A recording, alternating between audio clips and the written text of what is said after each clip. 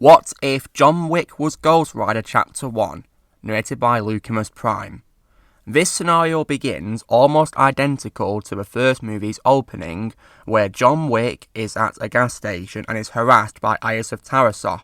Iosif and his men break into John's mansion, beat John up, steal his car, and kill his dog Daisy. They leave John behind badly beaten up.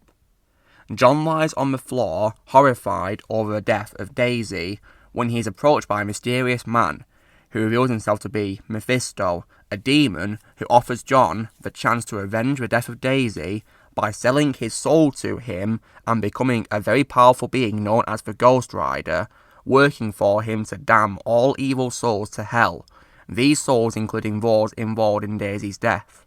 Determined to avenge the death of Daisy, who was a gift to John from his late wife Helen, John accepts and his soul is sold. Mephisto leaves John a suspicious-looking shotgun and chains, before disappearing and John's wounds are healed. John rises and feels different than usual. He inspects his mysterious shotgun and accidentally fires it at his motorbike nearby,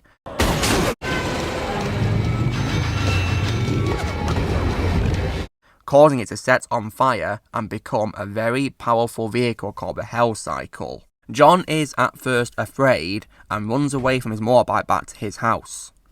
The next evening, he goes to see an associate of his who runs a chop shop called Aurelio, but notices he's being harassed by Iosif, who is trying to change the VIN of John's car. But all of a sudden, as the sun goes down, John suddenly transforms into a fiery demonic monster, the Ghost Rider himself. He takes down several of Iosif's men before Iosif runs away and escapes in the car, with one henchman receiving the penance stare of the rider.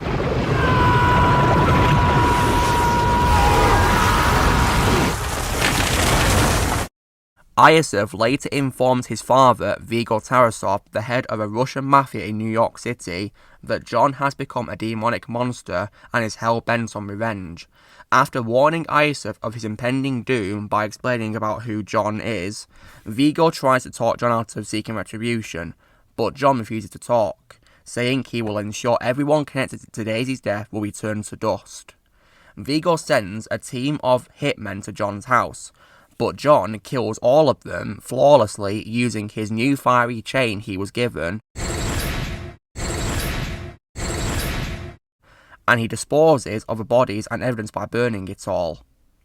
Unsurprised by this, Vigor places a $2 million bounty on John's head and personally offers the contract to John's mentor, Marcus, who accepts under the guise of pretending to be against John.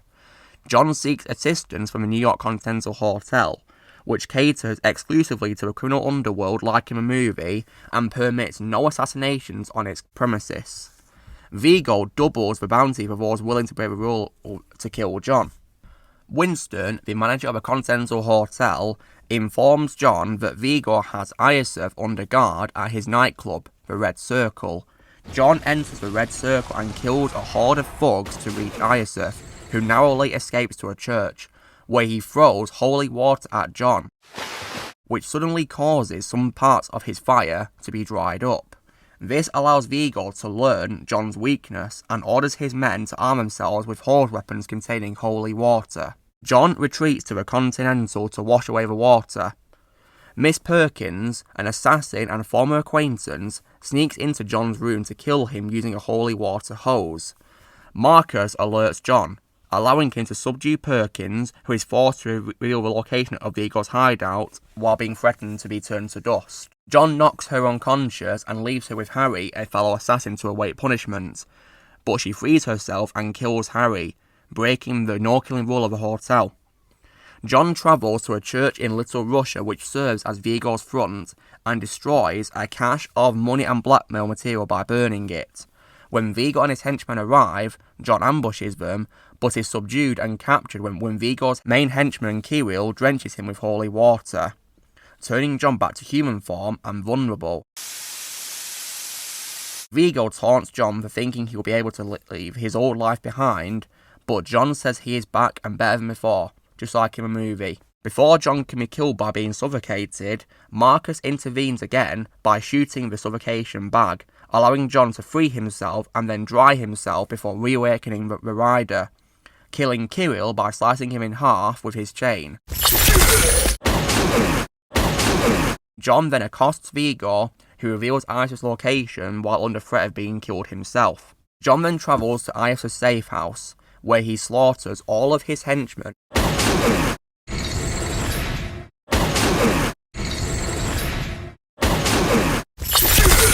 and then kills Isis by grabbing him and burning him to ashes. Miss Perkins then learns that John and Marcus have been in contact and informs Vigor, who has Marcus beaten and tortured before killing him in his home. Vigor calls John to report this, planning to have Perkins ambush him. While waiting for John, Perkins is summoned to a meeting with Winston, who has executed for breaking the Continental's rules, having attacked John and killed Harry both on Continental grounds. Winston calls John to inform him that Vigor is planning to escape by helicopter. John races to the New York harbour using his Hell Cycle, where he kills Vigor's remaining henchmen before fighting Vigor on the dock.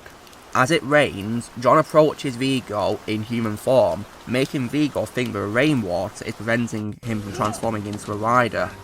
But when Vigor tries to stab John, he grabs the knife, awakens the rider, and sets the knife on fire before grabbing Vigor. Vigor knows he's defeated and says, "Good seeing you, John," before John gives him a penance stare.